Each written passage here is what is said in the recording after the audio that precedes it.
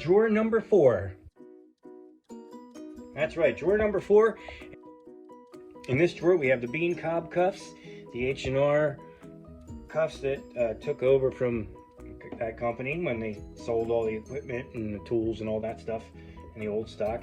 We got some leg irons and we have some H&R Supers. So we're going to be zooming in on this stuff and showing you a little close up, and make sure you stick around to the end of the video. This one, I suddenly found out that I had a whole lot of bean cobs and the H&Rs, so I combined them into one drawer. As you can see, these are the H&R Supers up here. I have one box for the leg irons, which I got a long time after I got the leg irons. And I paid almost as much for the damn box as I did for the leg irons. If you read some of those handcuff annuals and look on handcuffs.org, you'll see that the bean cob company, like all of their stock, I guess you could say, when they sold them to H&R, they use the exact same thing. But how do you tell the difference? Because the cuffs look so identical. Well, what you do is the cobs have the patent mark of 1899, but they don't say bean cob anywhere. Now these were advertised as being a lighter weight than the regular bean cuffs, which we will get to when we get down to that drawer. Okay, they were advertised as being lighter weight. They did take a teeny tiny key, which is 2 little bumps on it, and it's very hard to find the original keys. I was lucky to get a couple. But anyway, they sold it to H&R Arms Company, and the H&R ones, I'll just show you the leg irons because they have a good marking, you can see. And I'm showing close-ups of these at the end, like I always do.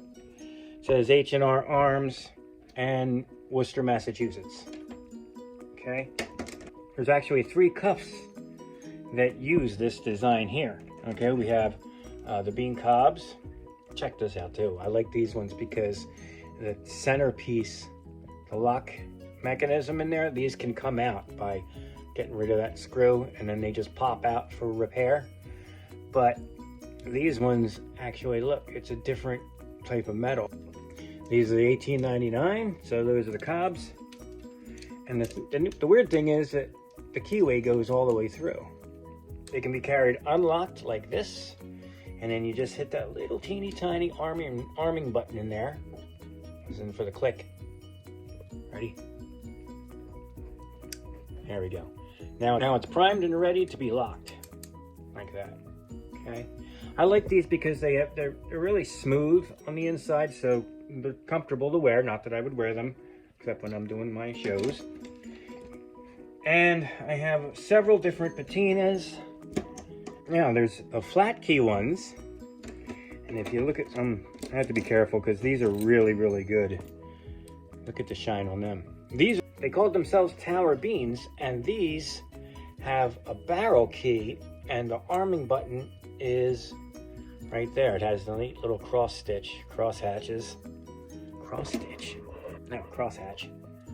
And it works basically the exact same way, but these keys are extremely easy to break off and extremely difficult to get your hands on.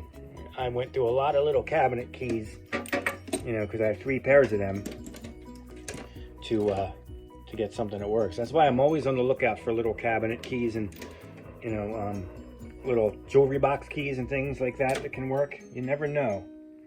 Now, as far as the leg irons go, there's a difference between the original beans and the H&Rs. That's besides being obvious where you can see the imprint on it, you know, the marker, you can tell by the chain. Look at the difference in chains.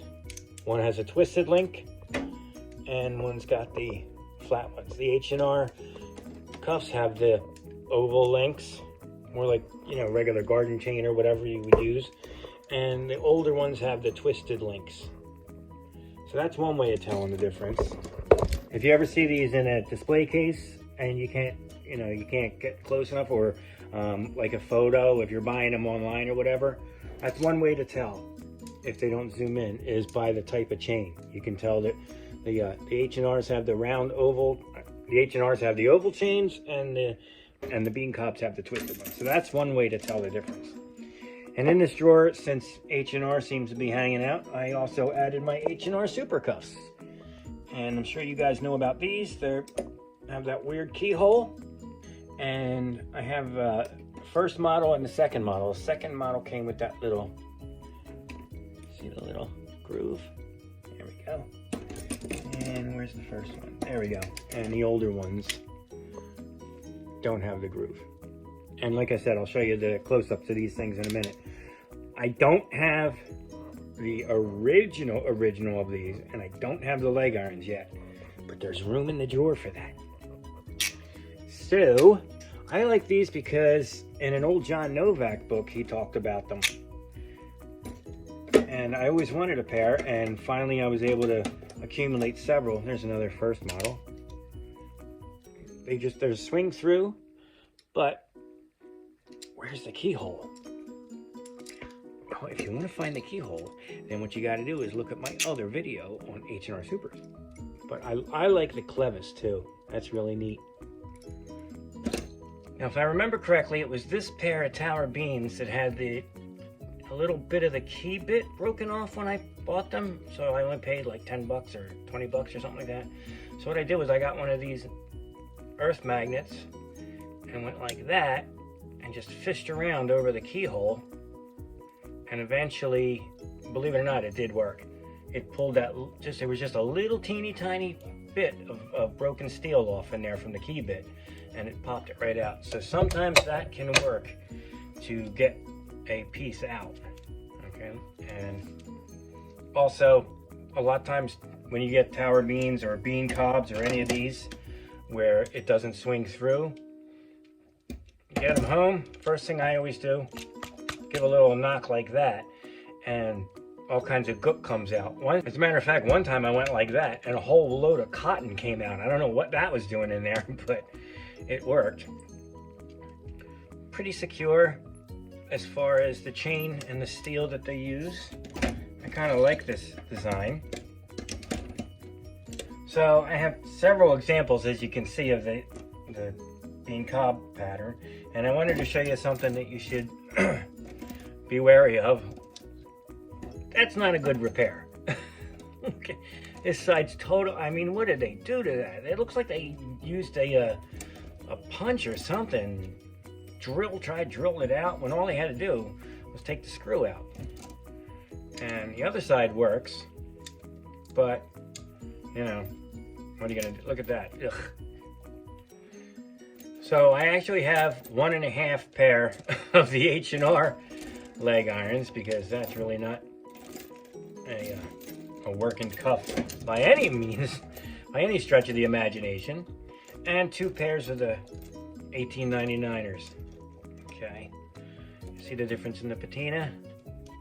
Just like most leg irons and handcuff companies, they just made it a bit bigger for the leg irons. Same locking mechanism, same everything. Just a little, it's just like a big brother, that's all. The only thing I can't figure out is, I mean, these things were popular. These cuffs were very, very popular at the turn of the last century and up until, you know, the 1930s or whatever. But what I can't figure out is, I just would love to know how many law enforcement people who were issued these lost the keys. It must be a staggering number. That's probably why you hardly ever see these things. But I mean, because they're so freaking tiny. Not too much variety in this drawer. I have some leg irons, some handcuffs, some H&Rs, Supers. I But like every drawer, there's room for more. There's room for more examples.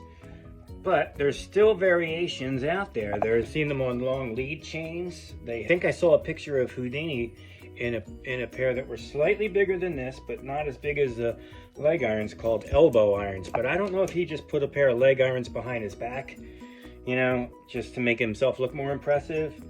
I'm not sure, because I never saw anything that said, oh, we also sell elbow irons to pin the arms back. So I think he just used a pair of leg irons.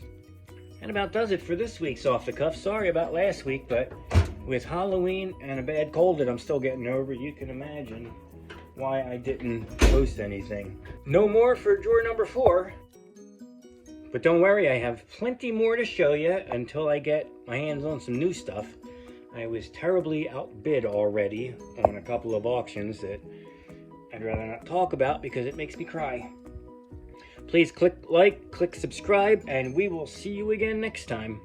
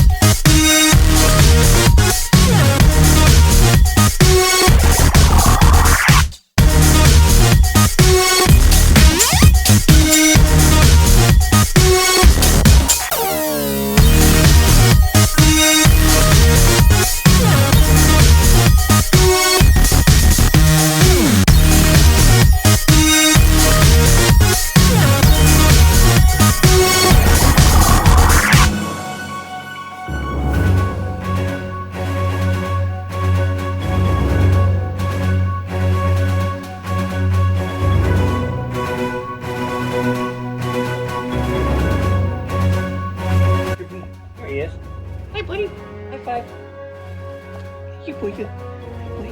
Good boy. Mr. Bean. Mr. Bean.